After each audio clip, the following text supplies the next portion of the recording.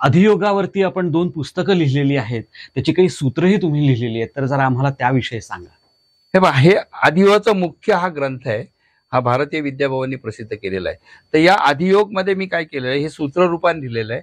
पतंजलीची सूत्र जी आहेत ती पहिली सूत्र येतात, ही दुसरी सूत्र येतात. त्याच्यामध्ये 2000 वर्षाचा काळ गेलेला आहे.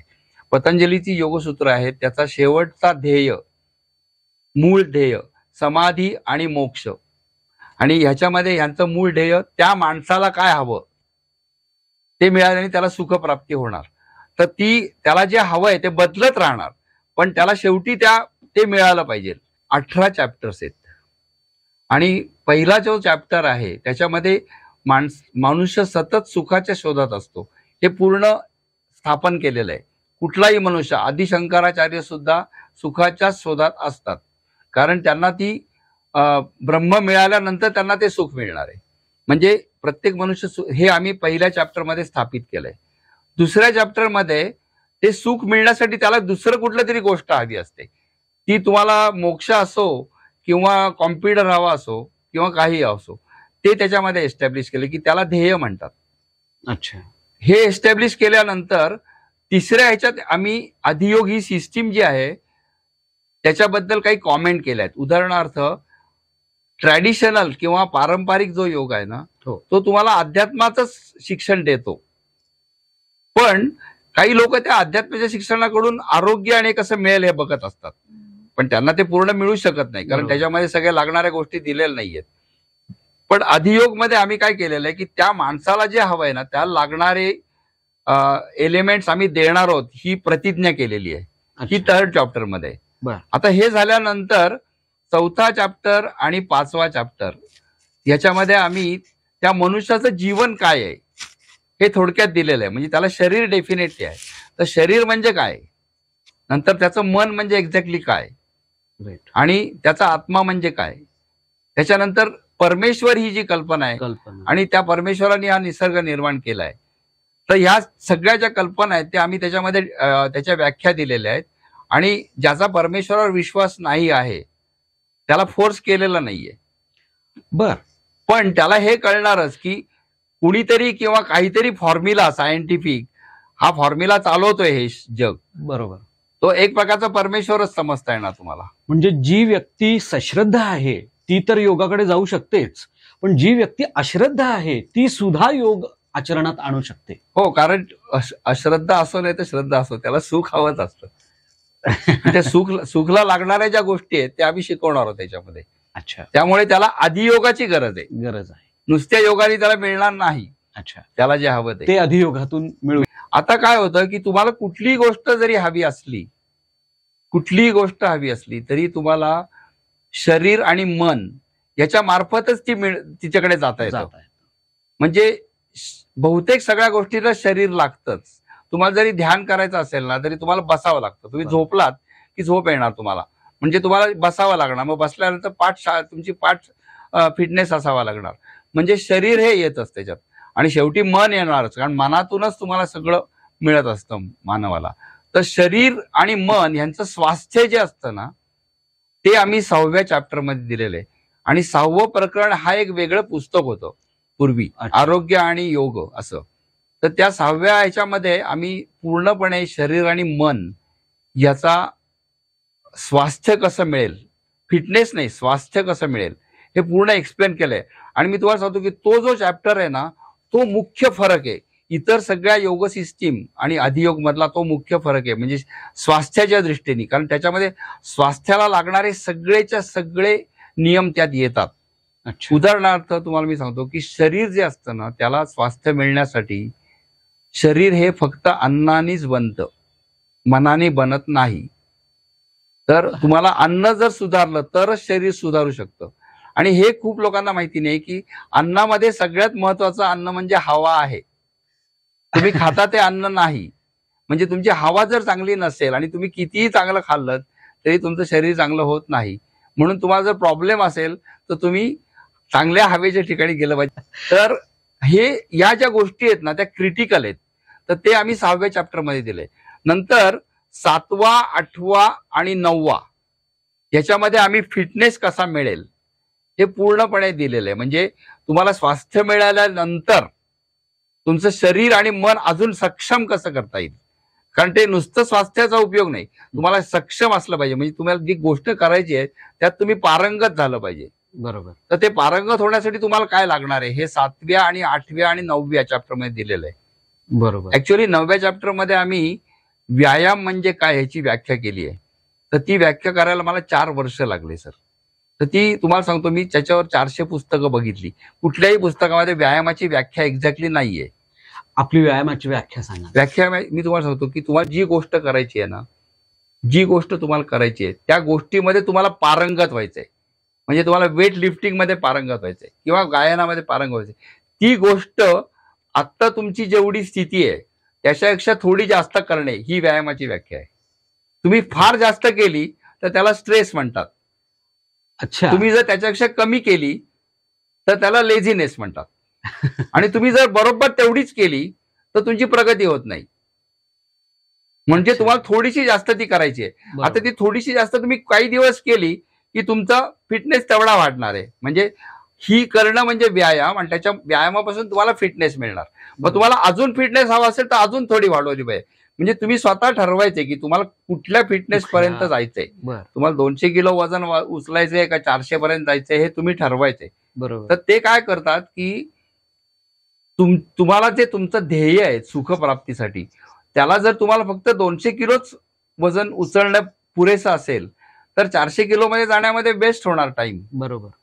तर लोक काय करतात की एकदा ते 200 किलो झाल्यावर त्यांचं मुख्य ध्येय ते विसरतात आणि त्याच्यातच जातात ते. अच्छा. म्हणजे एखादा मनुष्य गरीब असेल आणि त्याला समजा 1 लाख रुपयाची गरज असेल, त्याच्याशिवाय त्याचं शिक्षण होणार नाहीये, तर त्याला 1 ते 1.5 लाख मिळाले की त्यांनी शिक्षणाकडे जास्त लक्ष दिलं पाहिजे. तर तो काय करतो, 1.5 लाख नंतर अजून 3 लाख कसे 3 मिळतात, लाख. शिक्षण बाजूला राहतं आणि पैसेच जास्त म्हणजे मिळवतो. तुमच्या अधियोगाच्या भाषेत जर सांगायचं झालं तर तो सुखाकडून स्ट्रेस मध्ये उडी मारतो. हा, स्ट्रेसमध्ये उडी मारतो आणि त्याचं ध्येयच तो मिळवत नाही बरोबर. आणि तो दुसरीकडे विचलित होतो, ध्येयापासून विचलित होतो. विचलित होतो तो. आणि मग त्याचं असं सारखं विचलित झाल्यामुळे तो कुठल्याच ध्येयामध्ये जात नाही. बरोबर. तर व्यायामाची व्याख्या म्हणजे तुम्ही आत्ता जे करताय ना तीच गोष्ट तुम्हाला थोड्या जास्त प्रमाणात करायची, ती कुठलीही असो. अच्छा. बरं का. आणि मी तुम्हाला एक गंमत सांगतो की खूप लोकांची कल्पना अशी आहे की त्यांनी जर व्यायाम केला तर त्यांचं स्वास्थ्य सुधारणार आहे. ही डॉक्टरांची सुद्धा कल्पना आहे. ही कल्पना जवळजवळ 90% रॉंग आहे. व्यायामामुळे तुमचा फिटनेस वाढतो, स्वास्थ्य सुधारत नाही. स्वास्थ्य सुधारण्यासाठी तुम्हाला अन्न बदलावंच लागतं आणि विश्रांती घ्यावी लागते आणि तुमचं मानसिक विचार बदलावे लागतात. म्हणजे स्वास्थ्य आणि व्यायाम, स्वास्थ्य आणि फिटनेस यांचा संबंध आहे, पण तो पूर्ण नाहीये. स्वास्थ्य हे जास्त महत्वाचं आहे आणि त्यांनी तुम्ही आनंदाने जगू शकता. त्याच्यानंतर तुम्हाला फिटनेस पाहिजे. अच्छा. पण काही लोकांना काय होतं की त्यांना असं वाटतं की फिटनेस म्हणजे स्वास्थ्य आहे. 9व्या चॅप्टर मध्ये व्यायाम ही कल्पना दिली आहे. त्याच्यानंतर 10व्या चॅप्टर मध्ये योग व्यायाम म्हणजे काय ही कल्पना दिलेली आहे. त्याच्यानंतर 11व्या चॅप्टर मध्ये शारीरिक व्यायाम कसा करायचा, योग व्यायाम याचे नियम दिलेले आहेत. नंतर 12व्या चॅप्टर मध्ये ब्रीदिंग हा महत्वाचा विषय आहे. ब्रीदिंग हा महत्वाचा काय, कारण तो शरीर आणि मन ह्याच्या मधला दुवा आहे. शरीर आणि मन मधला दुवा ब्रीदिंग येतो. तर त्या ब्रीदिंगचा व्यायाम कसा करायचा, त्याच्यामध्ये साधा ब्रीदिंगचा व्यायाम आणि प्राणायाम ह्याचे वेगवेगळे प्रकार दिलेले आहेत. त्याच्यानंतर 13व्या चॅप्टर मध्ये ध्यान कसं करायचं. आता ध्यानाची व्याख्या पण आदियोगमध्ये वेगळी आहे. ध्यानाची व्याख्या म्हणजे तुम्ही डिरेक्टली मनाचाच व्यायाम करणे, शरीराला जास्त महत्व न देणे अजिबात, आणि मनाचा कुठलाही व्यायाम करणे याला मेडिटेशन म्हणतात. अच्छा. तर ते तुम्ही अध्यात्मासाठी करू शकता किंवा शाळेतला अभ्यास जास्त चांगला म्हणून करू शकता. हे 13व्या चॅप्टर मध्ये. 14व्या चॅप्टर मध्ये आध्यात्मिक प्रगती म्हणजे काय आणि आध्यात्मिक कशी प्रगती करायची हे दिलेलं आहे. 15वा चॅप्टर हा कम्प्लिटली नवीन आहे कन्सेप्ट, म्हणून माझे जे शिक्षक आहेत त्यांनी त्याला नवांग योग म्हणलेलं आहे. माझ्या याला नव म्हणजे हे नवीन त्याच्यामध्ये घातलेलं आहे. त्याच्यामध्ये असं पहिलं 15.1 हे सूत्र सांगतं की तुम्ही जर म्युझिकचा अभ्यास केला नाही तर योगची साधना कंप्लीट झालेली नाही. म्युझिक आलंच पाहिजे कुठल्याही प्रकारे, ते मंत्रपठण असो किंवा क्लासिकल म्युझिक असो किंवा नुसतं मेलोडिक भजन असो, म्युझिक शिवाय योग साधना कंप्लीट होत नाही. आणि त्या म्युझिकचे सगळेच्या सगळे एलिमेंट्स 15व्या चॅप्टरमध्ये दिलेत. 16व्या चॅप्टरमध्ये योग करताना काय काय तुम्हाला प्रसंग येणार आहेत, बरं. आत्ताच्या 21व्या शतकामध्ये काय काय गोष्टी होणार आहेत, बरं. तुम्हाला लांब कामाला जावं लागणार आहे, पैसे मिळवावे लागणार आहेत, हे सगळे प्रकार येतात. त्यांनी त्याच्यातून योग अभ्यास कसा करायचा हे दिलेलं आहे. त्याच्यानंतर 17व्या चॅप्टरमध्ये योग शिक्षक कसा निवडायचा. कारण योग शिक्षक निवडताना तुम्हाला काय पाहिजे ते त्या योग शिक्षककडे आहे किंवा नाही, परत तुम्हाला तो द्यायला तयार आहे की नाही, बरोबर. आणि तुम्ही ते सगळं जुळून येत आहे का, म्हणजे तुमचा त्याच्याशी संबंध जुळून येतो का, हे 17व्या चॅप्टरमध्ये. आणि 18व्या चॅप्टरमध्ये त्याला संकीर्ण नाव दिलेलं आहे, म्हणजे मिसेलेनियस. तर ज्या गोष्टी ह्यामध्ये आलेल्या नाहीयेत अशा काही संकीर्ण गोष्टी त्यात घातल्या आहेत. उदाहरणार्थ, तुम्हाला जर योग्य वेतन नसेल किंवा तुमच्याकडे योग्य आर्थिक परिस्थिती नसेल तर सध्याच्या काळामध्ये तुम्हाला योग शिक्षण आणि योग शिकवणे ह्या दोन्ही गोष्टींमध्ये खूप अडचणी येणार आहेत. दुसरी म्हणजे तुम्ही दुसऱ्यावर कुठल्याही पद्धतीने अवलंबून असाल की दुसऱ्याने तुम्हाला स्वयंपाक करून दिला पाहिजे लसूण आणि कांदा न घालता, किंवा अशा प्रकारे तुमचे काही नियम असतील, किंवा तुम्ही अशा ठिकाणी राहताय की तुम्हाला चांगलं अन्नच मिळत नाही, म्हणजे तुम्ही कुठल्याही प्रकारे कोणावरही अवलंबून असाल तर तुमच्या त्या शिक्षणामध्ये आणि याच्यात प्रॉब्लेम येणार आहेत. तर त्याला लागणाऱ्या सगळ्या ज्या असे एलिमेंट आहेत जे तुमच्या अडचणी येऊ शकतील त्या 18व्या चॅप्टरमध्ये दिलेत. आणि शेवटी 18व्या चॅप्टरमध्ये हे दिलंय की सगळे लोक सुखी होवो, हे शेवटचं वाक्य आहे. प्रार्थना म्हणजे पहिल्यांदा सुखापासून ते तिथे एंड होतो त्याचा. बरोबर. अधियोग या पुस्तकाव्यतिरिक्त आणखीन कोणकोणत्या विषयांवरती तुम्ही पुस्तकं लिहिलेली आहेत, किंवा अन्य कोणकोणत्या मुद्द्यांवरती आपण म्हणू, कारण विषय तुमचा योगच आहे, त्याच्यात वेगवेगळे भाग, तर आणखी कुठलं लेखन केलं? आता मी तुम्हाला सांगतो की हे पुस्तक लिहिल्यानंतर मी जेव्हा शिकवायला लागलो तर साधारणपणे मी 1998 पासून ते आत्तापर्यंत अनेक हजारो विद्यार्थ्यांना शिकवलं आणि 20 देशांमध्ये मी शिकवलेलं आहे. त्याच्यामध्ये वेगवेगळ्या प्रकारचे लोक आले. हे करताना मला अजून काही नॉलेज झालं किंवा माझं निरीक्षण झालं. त्याच्यातली काही निरीक्षण अशी होती की त्याच्यामुळे मी अजून काही लिटरेचर केलं. पण माझा कल म्हणजे जास्तीत जास्त पुस्तकं लिहिणे ह्याच्याकडे नाहीये. ते पुस्तकाचं महत्व आणि त्या लोकांना उपयोग होणार असेल अशा प्रकारे मी ते लिटरेचर लिहिलेलं आहे. तर त्यातलं पुढचं पुस्तक मी तुम्हाला सांगतो. एक पुस्तकाचं नाव आहे हठयोग सूत्र. तर हठयोग ही कल्पना मी मगाशी तुम्हाला सांगितली की ती पहिल्यांदा शारीरिक ब्रीदिंग वगैरे व्यायाम करायचे, मग कुंडली जागृत करायची वगैरे वगैरे. पण ही हठयोगाची जी सगळी पुस्तकं आहेत ना ती काव्यामध्ये लिहिलेली आहेत. आणि त्याच्यामध्ये काय की अतिशयोक्ती असे क्लेम केलेले आहेत. उदाहरणार्थ, मयूरासन केलं तर तुम्ही विष पचवू शकता. पण ते सांगण्याचं कारण असं होतं की ते काव्य असल्यामुळे लोकांना इन्स्पिरेशन किंवा अशा पद्धतीने ते लिहिलेले, लोक ते करायसाठी उद्युक्त व्हावेत असा हेतू, किंवा त्या काव्यामध्ये पूर्णपणे त्या व्यायामाची माहिती दिलेली नाहीये. तर म्हणून मग मी काय केलं की हठयोग हा विषय मी हठयोग सूत्रामध्ये लिहिलाय. म्हणजे ते एकच हठयोग सूत्राचं पुस्तक आहे आता सध्या. त्याच्यामध्ये मी 28 सूत्रामध्ये संपूर्ण हठयोग ग्रथित केलाय. त्याच्यामध्ये इतर सगळ्या अतिशयोक्तीकडे काढून डिरेक्टली फॉर्म्युला, म्हणजे जसं तुम्हाला समाधी मिळवायची तर काय केलं पाहिजे तसं हठयोगाचा विषय काय आहे आणि काय केलं पाहिजे हे एक हठयोग सूत्र पुस्तक आहे. त्याच्यानंतर मी पतंजली योगसूत्र नावाचं जे ग्रंथ आहे तो दर्शनशास्त्र समजलं जातं, षट दर्शनामधलं एक शास्त्र समजलं जातं. तर तो विषय मी 15 ते 20 वर्ष शिकवलेला आहे आणि तो MA PhD पर्यंत मी शिकवला. त्याच्यात मला कळलं की त्याच्यामध्ये काही त्रुटी आहेत, म्हणजे काही गोष्टी डिफाईन केलेल्या नाहीये. त्यामुळे त्याच्यावर हजारो भाष्य आहेत. कारण तो विषय जो हे केलेला नाहीये त्याच्यावर वेगवेगळ्या लोकांची वेगळी मत आहेत. आणि त्याच्यामध्ये तो मला असं वाटतं की तो कदाचित पहिल्यांदा तो फक्त तोंडी शिकवला गेला. त्याच्यामुळे त्याच्यामध्ये त्याचं जे सिक्वेन्सिंग आहे त्या सिक्वेन्सिंग मध्ये खूप घोटाळा आहे. उदाहरणार्थ जो पहिल्यांदा यायला पाहिजे ते नंतर आलेलं आहे. तिसरा गोष्ट असं आहे की त्यातल्या काही काही गोष्टी आहेत त्या नंतर ऍड केल्या असतील किंवा त्या ऍड करताना त्याच्यामध्ये काही गडबड आहे. उदाहरणार्थ ईश्वर प्रणिधान नावाची जी कल्पना आहे ती 3 ठिकाणी आलेली आहे. आणि पतंजलींना जे मानतात त्यांनी काय केलेलं आहे की त्यांनी काहीही चूक केली नाहीये अशा गृहीत धरून त्यांनी त्याचं एक्सप्लेनेशन दिलंय की त्यांनी असं का केलं असावं. की उदाहरणार्थ त्यांनी शेवटचा भाग पहिल्यांदा का सांगितलाय, कारण तो फक्त भयंकर जे पोचलेले आहेत त्यांच्यासाठी आहे आणि जे पोचलेले त्यांच्यासाठी शेवटी सांगितलंय. असं कधी होत नसतं. पहिल्यांदा तुम्हाला पहिलीतच जावं लागतं, नंतर मग आपण 11वीत जातो.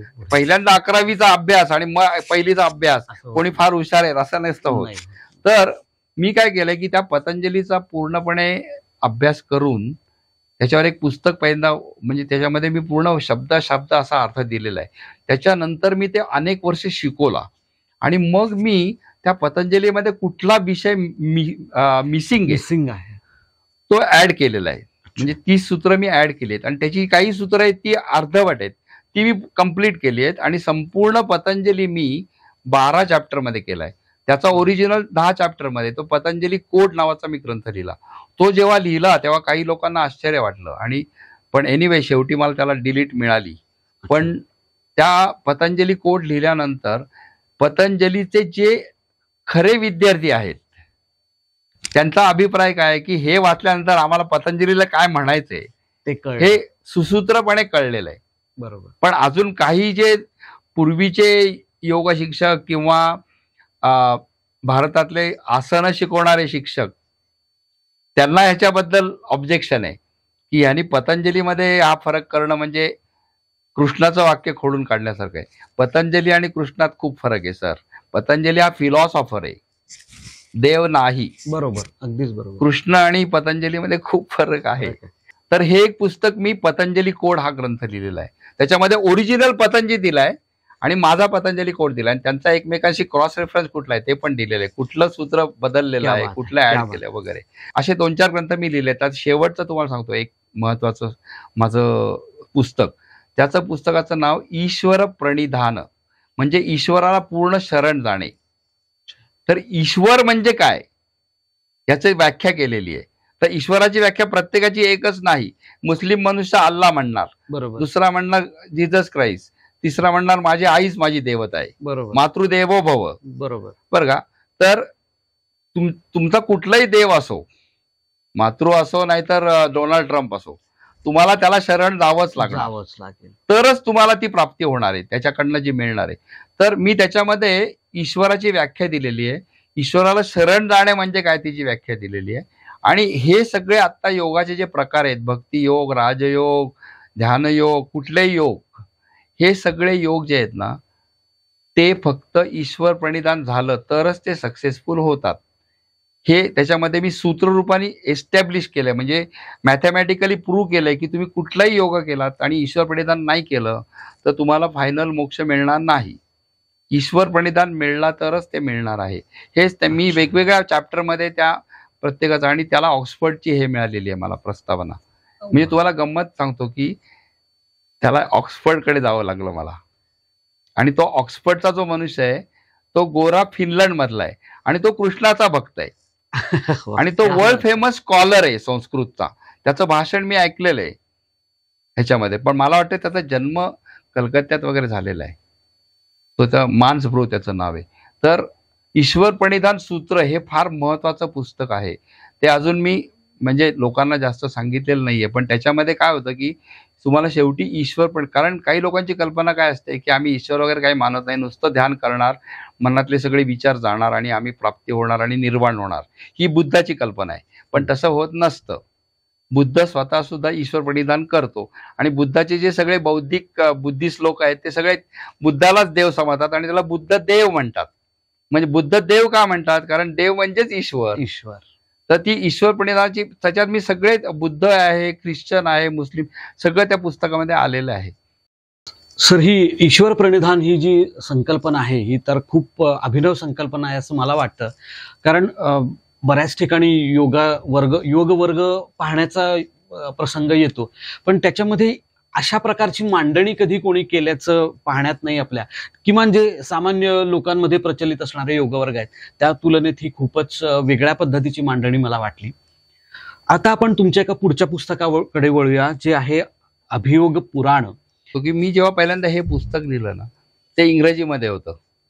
तर ते एकाच माणसाने विकत घेतलं आणि त्याचं नाव O.M. पाटील होतं आणि त्याला इंग्रजी येत नव्हतं. आणि त्यांनी ते पुस्तक दुसऱ्याला दिलं. तो ज्योतिषी होता. त्यांनी ते पुस्तक वाचल्यावर सांगितलं की हा मनुष्य जो आहे तो खूपच वेगळा आहे आणि तो मनुष्य फिलॉसॉफीचा स्टुडंट होता. मग त्यांनी माझ्याकडे येऊन माझं पुढच्या काही गोष्टी सांगितल्या, सगळ्या खऱ्या झाल्या.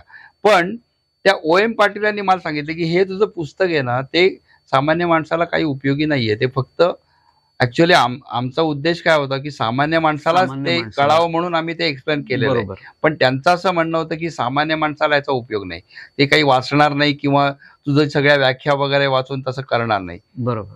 तर मग पुढे काही दिवसांनी काय झालं, ते O.M. पाटील म्हातारे व्हायला लागले. ते माझे फास्ट फ्रेंड झाले. ते जवळजवळ 15 वर्ष माझे फ्रेंड होते. तर शेवटी ते जवळजवळ 90ला आले. त्यावेळी मग मी काय त्यांच्या समाधानासाठी दुसरा एक ग्रंथ लिहिला. ते मी तुम्हाला सांगितलं नाही. त्याचं नाव आदियोग उपनिषद आहे. अच्छा. आणि तो ग्रंथ अगदी सोपा आहे. म्हणजे तुम्हाला जर वाचता येत असेल ना, मराठी, इंग्लिश किंवा स्पॅनिश कुठलंही, तुम्ही साधारण जास्तीत जास्त तुम्हाला 2 तासात तो संपूर्ण वाचता येणार आहे. वा. आणि त्या ग्रंथामध्ये सुरुवात काय आहे की क्वेश्चन आहे एक, त्या क्वेश्चनचं रूपांतर हॅपीनेसमध्ये होतं आणि मग तो दुसरा क्वेश्चन विचारतो, जसं भगवद्गीतेत क्वेश्चन आन्सर आहे. शेवटी तो आदियोगामध्ये सांगितलेल्या सगळ्या या गोष्टी क्वेश्चन आन्सरनी संपतात. ते आदियोग उपनिषद आहे. तर त्या O.M. पाटलांचं काय मत आहे की हे पहिल्यापेक्षा चांगलं केलेलं आहेस तू, पण हे सुद्धा समाजाला उपयोगी नाही. तर त्यांनी मला काय सांगितलं की तू तुझ्या विद्यार्थ्यांना जे अनुभव आलेले आहेत त्याची कादंबरी किंवा स्टोरी लिही. अच्छा.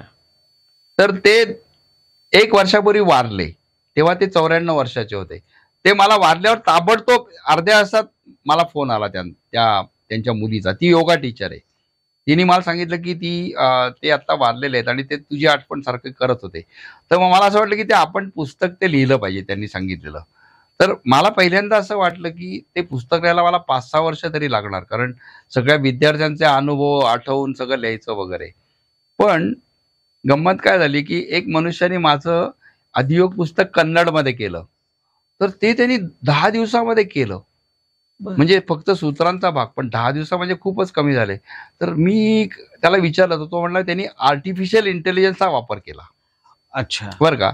तर मी तोपर्यंत आर्टिफिशियल वापरत नव्हतो, पण मी लगेच कॉम्प्युटरमध्ये असल्यामुळे मी त्याचा वापर करायला लागलो आणि आश्चर्य म्हणजे मी ते पुस्तक 2 महिन्यात संपवलं. आणि ह्या पुस्तकामध्ये माझ्या सगळ्या वेगवेगळ्या प्रॉमिनंट विद्यार्थ्यांचे अनुभव आहेत, म्हणून प्रत्येक जवळजवळ पानावर एक स्टोरी आहे. ही त्याचं स्टोरी रूप पुस्तक आहे आणि माझ्या जीवनातल्या पण स्टोरी ह्याच्यामध्ये थोड्या प्रमाणावर दिल्या आहेत. म्हणजे बायोग्राफी नाही, पण फक्त थोड्या प्रमाणावर. म्हणून या पुस्तकाचं नाव आदियोग पुराण दिलंय. बरोबर. म्हणजे याच्यामध्ये सूत्र किंवा असा तात्विक भाग नसून हे लोकांचे अनुभव आहेत, ज्याच्यामध्ये तुमचे स्वतःचेही अनुभव आहेत, तुमच्या विद्यार्थ्यांचेही अनुभव आहेत. मला वाटतं की नक्कीच लोकांना सुद्धा या पुस्तकाचा खूप उपयोग. आणि हे पुस्तक मराठीत जर झालं ना, हो, तर ती छान मराठी कादंबरी होऊ शकेल. तर ह्याच्यामुळे एंटरटेनमेंट होणार आणि त्या लोकांच्या अनुभवामध्ये त्यांनी काय केलं ते पण थोड्या प्रमाणात आलेलं आहे. त्यामुळे त्या योगाचं नॉलेज पण त्याच्यात मिळतं. बरोबर. आमच्या सगळ्या श्रोत्यांसाठी तुम्ही एक माहिती आम्हाला सांगा की तुम्हाला संपर्क करायचा झाला लोकांनी तर तो कुठे करायचा, कसा करायचा, तुमचे वर्ग कुठे कुठे आहेत? हे बघ, पहिल्यांदा म्हणजे माझा ईमेल ऍड्रेस मी तुम्हाला सांगतो. नीलपुरा, NEELPURA हा शब्द तानपुरावरून आलेला आहे. NEEL हे माझं नाव आहे आणि पुरा म्हणजे तानपुरा. नंतर माझा व्हॉट्सअप ऍड्रेस +91 म्हणजे इंडिया 9320910028 या दोन्हीवर माझा संपर्क होऊ शकतो. तिसरं म्हणजे माझी वेबसाईट आहे adhiyoga.com. ह्याच्यावर माझी सगळी माहिती आहे. त्याच्यामध्ये कॉन्टॅक्ट्स पण आहेत आणि त्याच्यातून माझ्याशी संपर्क होऊ शकतो. माझे जे वर्ग असतात ते वर्ग, तुम्ही जे वर्ग ऐकलेत तसे वर्ग नसतात. माझ्याकडे वर्ग घ्यायचा असेल तर पहिल्यांदा माझ्याशी कॉन्टॅक्ट करावा लागतो. मग तुम्हाला कशासाठी तो वर्ग घ्यायचा आहे ह्याच्याप्रमाणे मी तयार करतो. समजा एखादी शाळा आहे आणि त्यांच्या मुलांना मेमरी वाढवण्यासाठी एक क्लास पाहिजे आणि ते सगळे समजा 50 विद्यार्थी आहेत, तर मी तिथे जाऊन 10 दिवस शिकवू शकतो. पण समजा एखाद्या माणसाला बॅक पेन आहे, तर त्याला मी माझ्या इतर क्लासमध्ये बोलवतच नाही, त्याचा बॅक पेनचाच वेगळा क्लास घेतो. तर त्यातला पहिली स्टेप म्हणजे मला तुम्ही संपर्क करणे, त्याच्यानंतर तुम्हाला काय पाहिजे ते डिरेक्टली सांगणे. कारण माझा असा अनुभव आहे की भारतातले जवळजवळ 80% लोक आहेत ना, ते सांगत नाहीत. म्हणजे त्यांना काहीतरी प्रॉब्लेम असतो, समजा त्यांना कॅन्सर आहे किंवा डायबिटीस, ते सांगतच नाहीत. ते म्हणतात की नाही मला थोडंसं डोक्याला दुखतं. तसं नसतं, त्यांना ऍक्च्युली डोक्याचा ट्युमर वगैरे असतो, पण त्यांना ते सांगायचं नसतं. पण ते ठीक आहे, त्यांनी सांगितलं नाही तरी ते आम्हाला नंतर कळतंच. तर मग त्याच्यानंतर आम्ही त्याला फी घेताना त्या माणसाची परिस्थिती बघतो. तो गरीब असेल तर फी घेत नाही, फार गरीब असेल तर आम्हीच त्याला फी देतो आणि तो श्रीमंत असेल तर फुकट देत नाही. अशा प्रकारे आम्ही ते फी घेत असतो, कारण फी हा फार महत्वाचा विषय भारतामध्ये आहे. परदेशचं कसं आहे, परदेशचं तो गरीब असो नाही तर श्रीमंत असो, तो तुम्हाला फी देणारच, काही ना काही तुम्हाला तो देणारच. बरोबर. तर फीचा भाग आहे तो म्हणजे गौण आहे आणि आम्ही जास्त फी घेतच नाही कोणाकडून. तुमचं हे जे तत्वज्ञान आहे किंवा तुम्ही या ज्या पद्धतीने त्याची मांडणी केलेली आहे, त्याला एक वेगळा आयाम दिलेला आहे, तर तुमच्यासारखं किंवा तुमच्या शिक्षणाचा प्रसार करणारे अजून किती लोक तुम्ही तयार केलेत, किंवा मग आता ते कुठे कुठे कोण काही काम करतं का? भारतामध्ये एकच मुलगी आहे, बाकी सगळे माझे असे या लेवलला पोहोचलेले परदेशीच आहेत. अच्छा. आणि सगळ्यात जास्त चांगली विद्यार्थिनी माझी इटलीमध्ये आहे आणि साधारणपणे 10 ते 15 असे आहेत की जे पुढे ते काम करू शकतात. त्यात एक रशियन आहे, एक फ्रेंच आहे आणि जर्मन सुद्धा आहे.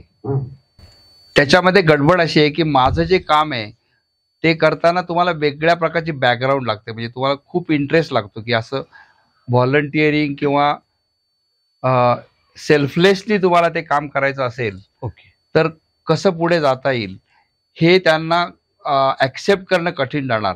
शेवटी काय होणार की मी जरी नसलो तरी त्या ग्रंथ वाचल्यावर कोणाला तरी त्याच्यापासून स्फूर्ती येणारच, अशी 2-4 जणांना आलेली आहे.